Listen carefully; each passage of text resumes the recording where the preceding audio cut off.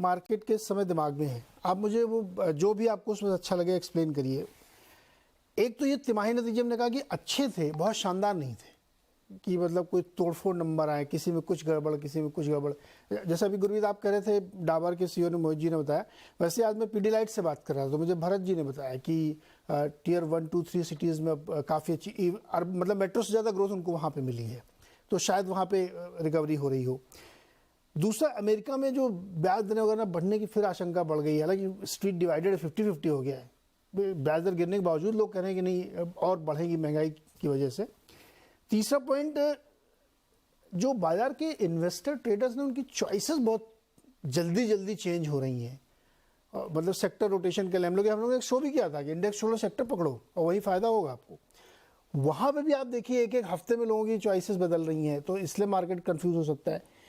Trading में दिलचस्पी ज़्यादा है ना, कैश में काम कम हो रहा है, ट्रेडिंग में ज़्यादा मज़ा आ रहा है। 3:30 बजे से पहले निकल लो, कल पता नहीं क्या होगा, रोज़ दिन भर, तो उससे भी मार्केट को एक डायरेक्शन मिलने में। और पांचवा जो बहुत इम्पॉर्टेंट है, ये इलेक्शन ईयर है, अब से सिर्फ 40-50 दिन बाद ये सिलसिला शुरू हो जाएगा और अगले साल मई तक चलेगा। क्या ये भी एक मार्केट के दिमाग में कंसर्न है? संजय जी आपसे शुरू करता है, एक एक बताइए इसमें से आपको कौन सा सबसे इम्पोर्टेंट लगता है मार्केट के डायरेक्शन में बाधा बनने या उसको फेल करने के लिए? तो देखिए, जो ग्रोथ को लेके असमंजस है, मेरे ख्याल से आज सबसे बड़ी चैलेंज वही है, क्योंकि मॉनसून का एक बहुत बड़ा असर पड़ता है रूरल कंजम्पशन पे। और जैसा कि हम अभी तक जानते हैं कि भले एग्रीगेट नंबर अगर आप देखें तो मॉनसून नॉर्मल है, लेकिन अगर उसकी आप स्पेशल डिस्ट्रीब्यूशन देखें तो कहीं पर बहुत ही ज्यादा है और कहीं पर बहुत ही ज्यादा डेफिशिएंट है। तो जब ओवरऑल ये मॉनसून का सीजन खत्म होगा तो उसका अलग अलग ज्योग्राफी पर किस तरह का असर छोड़ के जाएगा, वो एक बहुत बड़ा कारण बनेगा जो रूरल कंजम्पशन के रिवाइवल के प्रति। तो मेरे ख्याल से ये एक बहुत बड़ी बात है। दूसरी, अभी अर्बन कंजम्पशन जो है वो स्ट्रांग है, और जैसा आपने कहा, और शायद वो एक एडिशनल पॉइंट है इसमें, कि इलेक्शन ईयर होने के कारण सरकार की स्पेंडिंग जो है वो फ्रंट फुट पे है, और खास करके इंफ्रास्ट्रक्चर रिलेटेड जो डेवलपमेंट्स हैं उनमें सरकार की स्पेंडिंग जो है बहुत ज्यादा है। तो हम सब जानते हैं कि जब खर्च होता है तो उसका मल्टीप्लायर इफेक्ट होता है। तो हो सकता है कि पैसा सरकार खर्च कर रही हो रोड बनाने में, लेकिन उसका मल्टीप्लायर इफेक्ट कई अलग सेक्टर्स में देखा जाएगा। तो इलेक्शन ईयर होने के कारण ये जो सरकार की स्पेंडिंग है अगर वो फ्रंट फुट पे है तो उसका मल्टीप्लायर इफेक्ट हमको लगता है कि ओवरऑल कंजम्पशन पे दिखेगा, और ज्यादातर हो सकता है कि शायद आज के दिनों में वो अर्बन कंजम्पशन पर ज्यादा दिखे, रूरल में कम दिखे। रूरल पर मानसून का प्रभाव जो है वो ज्यादा पड़ेगा। लेकिन कुछ देर पहले आप ही के स्क्रीन पर जो दिखाया जा रहा था विजुअल, जिसमें रिजर्व बैंक ऑफ इंडिया ने जो इन्फ्लेशन का प्रोजेक्शन दिया है, वो अगर आप देखें तो वो थोड़ा डिस्टर्बिंग है, इन द सेंस कि पहली, दूसरी और तीसरी तिमाही में जो इन्फ्लेशन की दर है वो ऊपर की तरफ बढ़ती हुई जा रही है, और फिर चौथी तिमाही और अगले साल की पहली तिमाही में वो कम होता नजर आ रहा है। यानी कि हम ये जो समझ रहे थे कि इन्फ्लेशन पर हमारी जो पहल है वो सक्सेसफुल हो गई और हम इन्फ्लेशन को काबू में ला पाए, वैसा लग नहीं रहा। और अगर आप बाजार में जाएं तो साफ दिखता है जिस तरह से कि सब्जियों के दाम ऊपर की तरफ हैं और फ्रूट्स के दाम भी बढ़े हुए हैं। तो ये एक चिंता का विषय है कि अगर मॉनसून भी खराब रहा और सब्जियों के दाम बढ़े हुए हैं, और अगर मान लीजिए कि सोइंग सीजन भले सक्सेसफुल रहा लेकिन फाइनल क्रॉप प्रोडक्शन अगर कम रहे तो उसका क्या असर हो सकता है। तो इन्फ्लेशन भी एक चिंता का विषय हो सकता है कि सरकार खर्च कर रही है, इनकम का मल्टीप्लिकेशन हो रहा है, लेकिन सप्लाई साइड के कंस्ट्रेंट्स हो जाएंगे जिसके कारण इन्फ्लेशन पे दबाव बढ़ सकता है। तो मैं समझता हूं कि ये सब जो है ये चिंता का कारण हो सकते हैं, जो अभी उतने बड़े रूप में नहीं दिख रहे हैं, लेकिन आगे जाकर हाँ एक बड़ा सा रूप ले सकते हैं। ओके मनीष जी, मैं ये जो सेकंड टॉपिक था हम लोगों का कि महंगाई का एक प्रेशर बन रहा है, इसको मैं ले ही आता हूँ यहाँ पे बीच में। आरबीआई ने अपने प्रोजेक्शंस बढ़ा दिए कि इस साल के अंत तक 0.3% बढ़ाए उन्होंने। क्रूड जो है वो 90 के बिल्कुल करीब खड़ा हुआ है और कम होने की संभावना नहीं लग रही, क्योंकि ओपेक ने बहुत मैसिव प्रोडक्शन कट किया है। क्या ये एक ऐसा चैलेंज बनना जिसको अभी हम लोग अंडर एस्टिमेट करेंगे, हम लोग इंडिया वाले अंडर एस्टिमेट करने का, उनको लग रहा महंगाई इतनी बड़ी चुनौती दोबारा बन सकती है? तो इसका नीरज है ना, रिलेशन उसी बात से है, इलेक्शन ईयर जो आपने बोला था। हाँ। कि बेसिकली एक जो जनरल फ्रेम अपना, कई बार बात हुआ इस बारे में कि ये जो 2024 तक न सिर्फ ये किसी को पता नहीं कि किसकी गवर्नमेंट आएगी, लेकिन जो फॉर्म ऑफ गवर्नमेंट आएगी वो अलग होगी। है ना, जो मैंडेट अब सारे अब वो बीजेपी के स्टेट्स हो या मध्य प्रदेश में आप जाके देखेंगे तो क्या हो रखा है, और राजस्थान में या कर्नाटक में हुआ है वो देखिए। तो मोटा मोटी कंसेंसस पॉलिटिकल अपैरेटस में यह है कि आपको अगर रीविन करना है तो आपको रीडिस्ट्रीब्यूट करना होगा।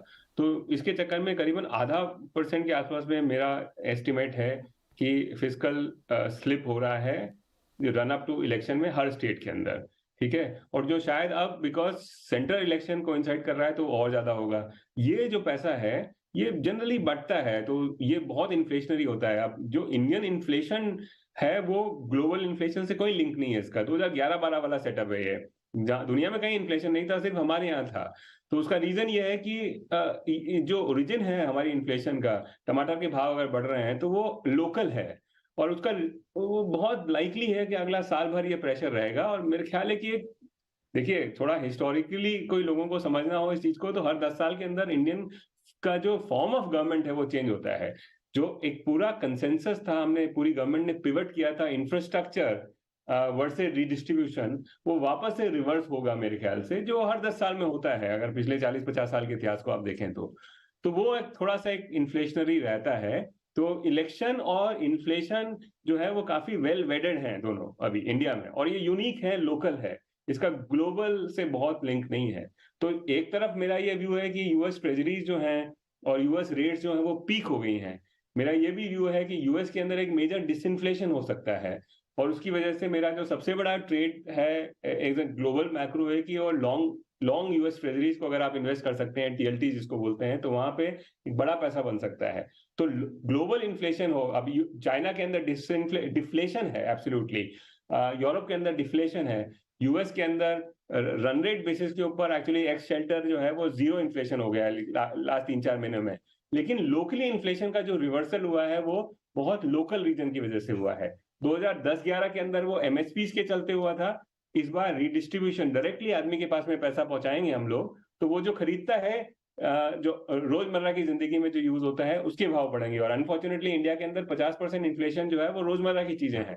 ऐसा यूएस में नहीं है, ऐसा यूरोप में नहीं है, हमारे यहाँ है। तो अगर आटे दाल के भाव अगर बढ़ेंगे, हमारे यहाँ टमाटर के भाव बढ़ेंगे, तो इन्फ्लेशन बड़ा बदतमीजी कर सकता है। तो वो कर रहा है, और अनफॉर्चुनेटली ये पूरा 6-12 महीना ऐसे ही रहेगा। इसको आप शक्तिकांता दास इसको मॉनेटरी पॉलिसी टाइटनिंग करके नहीं डील कर सकते अनफॉर्चुनेटली। लेकिन जब यूएस ईज करने की कंडीशन में होगा तब भी इंडिया डिलेड ईजिंग होगा। तो इसके लिए इंडिया और यूएस की इंटरेस्ट रेट्स में जो बहुत बड़ा कंप्रेशन आ गया था वो वापस से वाइडनिंग चालू होगा। ये बहुत इंटरेस्टिंग पॉइंट मनीष जी ने रखा है कि ये ऐसा क्रीपिन हो रहा है ना धीरे धीरे इन्फ्लेशन वाला, कि वो कैसे टैकल होगा। अभी देखिए ना, टमाटर 200 रुपये किलो गुरदीप जी, और इलेक्शन ईयर है, पैसा खर्च हो रहा है। राजस्थान में देखिए, मध्य प्रदेश में देखिए, बिजली फ्री, 5 लाख नहीं 25 लाख का इंश्योरेंस मिलेगा आपको फ्री में, लैपटॉप बटेंगे, अभी साइकिल। अभी तो ये पहले वाले हैं, प्रिकर्सर ट्रेलर है, अभी पिक्चर शुरू नहीं हुई है, अभी झड़ी लगेगी। तो मतलब इवेंचुअली वो जाके इन्फ्लेशनरी सिचुएशन क्रिएट करेगी, और उसका असर फिर गुरदीप जी के पोर्टफोलियो पर पड़ेगा ना सर। देखिए, गवर्नर साहब भी चिंता कर ही रहे हैं इसकी। नहीं, देखिए जी, मनीष जी ने अच्छी बात बोली। मुझे लगता है एक जो बड़ा कंसर्न मुझे लगता है कुछ जो जिसका शायद हो सकता है ये साल ना प्ले आउट हो, बट इवेंचुअली होगा, ये जो यूएस का डेट क्राइसिस है, ये थोड़ा सा मुझे लगता है, अब उनका बजट फिस्कल डेफिसिट नंबर देखिए, बजट डेफिसिट नंबर देखिए, 1.5 ट्रिलियन क्रॉस कर चुका है YTD। इंटरेस्ट पेमेंट जुलाई में उन्होंने करीबन $73 बिलियन की करी, तो $1 ट्रिलियन का इंटरेस्ट पेमेंट कर रहे हैं। हाउस होल्ड डेट 17 ट्रिलियन के आसपास है, क्रेडिट कार्ड डेट 1 ट्रिलियन है, स्टूडेंट लोन 1.5 ट्रिलियन है, ये ऐसे सॉल्व नहीं होगा, मतलब और अगर ब्याज इतना ऊपर रहेगा तो कोई ना कोई क्रेडिट इवेंट आएगा, और क्रेडिट इवेंट की एक खासियत होती है वो बताता नहीं है, सडनली सडनली अपेयर होता है। तो ये एक रिस्क है ग्लोबल मार्केट्स को मेरे हिसाब से, जो कि एक बड़ा रिस्क है। और जैसा मनीष सर ने बोला कि जो क्राइसिस हमेशा आता है इंडिया के बाहर से आया है, जब भी बड़ा क्राइसिस आया है पिछले कुछ सालों से, जब से हम लोग मार्केट में, तो ये वॉच करना जरूरी है और थोड़ा सा केयरफुली ट्रेड करना चाहिए। और फिच ने इसी फिस्कल डिटेरियोरेशन की बात करी थी जब रेटिंग डाउनवर्ड किया था। सोशल सिक्योरिटी स्पेंडिंग से डेफिसिट स्पेंडिंग $500 बिलियन ज्यादा है, और बढ़ता जा रहा है। तो इसको कंटेन भी करना है और साथ में इंटरेस्ट कॉस्ट भी नीचे लानी है। दूसरा मुझे लगता है नीरज जी, एक जो इंडिया में जो ये जो लिक्विडिटीज की हम चर्चा इतना नहीं करते हैं, और हम थोड़ा हफ्ते मार्केट को एनालाइज करते हैं। मैंने पहले बोला है कि ये 2003 से 7 की साइकिल थोड़ा थोड़ा मिलती जुलती है। फर्क ये है कि तब आप शायद 12-13 के पी पे थे, अभी आप 20-21 के फॉरवर्ड पे हैं। और 2003 से 7 में भी 4 बड़े करेक्शन आए थे। एक तो 30% करेक्शन आया था मई और जून 2006 में।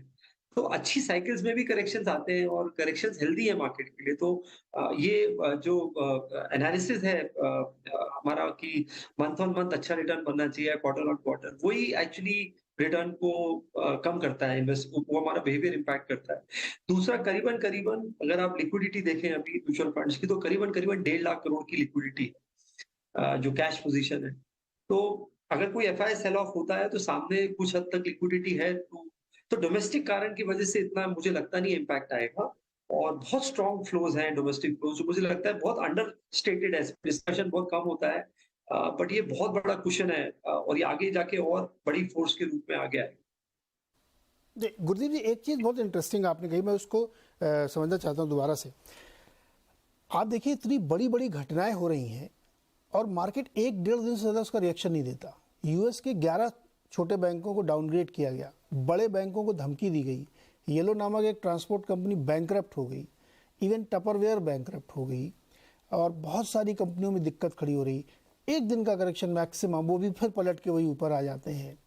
इंडिया में भी आप देखिए, कंपनियों ने बहुत खराब नतीजे किसी ने दिए, एक आध दिन करेक्शन, वो उसके बाद फिर ऊपर है।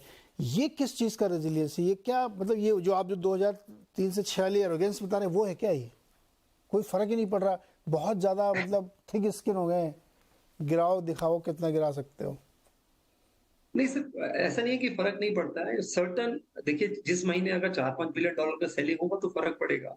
जब तक, तो अभी आपने ईपीएफओ के नंबर आए नीरज जी, आपने देखा होगा 2 लाख पिछले करोड़। क्वार्टर 13,500 करोड़ के आसपास ईपीएफओ ने ईटीएफ्स में लगाया, और अभी भी वो 15% की लिमिट पे नहीं है, अभी भी 10% के आसपास की लिमिट है। मतलब 4,500 करोड़ ईपीएफओ का मंथली इनफ्लो गया इक्विटी में। 15,000 करोड़ से ऊपर एसआईपी कब है, और अगर आप इंश्योरेंस और बाकी ऐड करेंगे डायरेक्ट तो और 2,000-3,000 करोड़ है। तो मोटा मोटा $2.5 बिलियन के आसपास का strong month on month domestic flows है। थोड़ा बहुत मॉडरेट होगा ये करेक्शंस में, इसमें 10-20% का मॉडरेशन है, बट तो ये लिक्विडिटी पोजीशन स्ट्रॉन्ग है और ये बढ़ेगी। जी, मैंने पहले भी बोला था कि जब मैं इंडस्ट्री में था आज से 10-12 साल पहले, रिलायंस म्यूचुअल फंड में होता था, 1,500 करोड़ की सिर्फ बुक होती थी, आज 15,000 करोड़ की है। तो ये नंबर भी बढ़ेगा, और जैसे जैसे इकोनॉमी नए माइलस्टोन्स करेगी, तो एक जो डिपेंडेंसी है हमारी आउटफ्लो की, जो हम पहले एकदम से सडन आउटफ्लो से जो लार्ज करेक्शन आते थे, मैं ये नहीं कहूंगा कि बिल्कुल हम डीलिंक हो गए हैं, डिपेंडेंसी जरूर कम।